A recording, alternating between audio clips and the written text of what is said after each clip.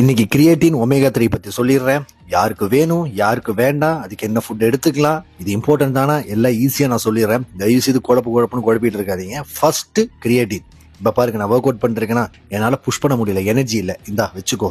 இன்னொரு 2 கவுண்ட் என்னால புஷ் பண்ணணும், இந்த எனர்ஜி வச்சுக்கோ.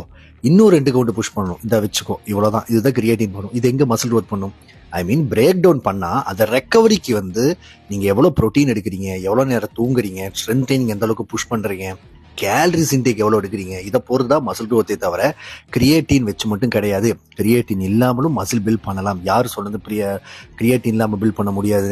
இந்த இன்ஃப்ளூயன்சர் பாத்தீங்கன்னா இந்த அளவுக்கு கிரியேட்டின் வேணும்னா இந்த ஃபுட் எடுங்க அப்பதான், அப்படி கிடையவே கிடையாது. கிரியேட்டின் இம்பார்ட்டன்ட் கிடையாது. யாருக்கு இந்த அளவுக்கு புஷ் பண்ண தேவைப்படுதோ அவங்க எடுத்துக்கலாம், அவ்வளவுதானே தவிர இவங்க ஹைப் பண்ற அளவுக்குல சீன் கிடையாது. அது வாட்டர் வெயிட்டை ஸ்டோர் பண்ணி வைக்கும், அதனால உங்களுக்கு இன்னும் கொஞ்சம் ஃபுல்லா இருக்கும், ரெக்கவரிக்கு கொஞ்சம் சப்போர்ட் பண்ணும். தட்ஸ் ஆலே தவிர இவங்க சொல்ற அளவுக்கு பெரிய ஹைப் கிடையாது. ஓகே, அப்ப இது வேணுமா வேண்டாமா டிசைட் பண்ணிக்கோங்க. அடுத்தது ஒமேகா 3 குட் ஃபேட் சோர்ஸ்.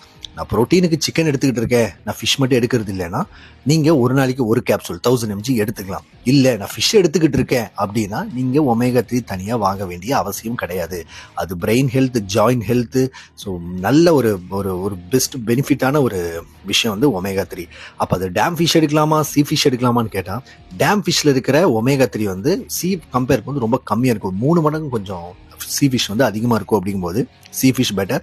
அதுலேயும் குட் ப்ரோட்டீன் இருக்கிறதுனால ஈஸியா இருக்கும். பட் என்ன, டேம் ஃபிஷ் ரெகுலர் பேஸில் எடுக்க முடியாது, ஏன்னா எந்த அளவுக்கு அது ஹைஜீனிக்கா இருக்கும்னு தெரியாது இல்லையா? That's a reason.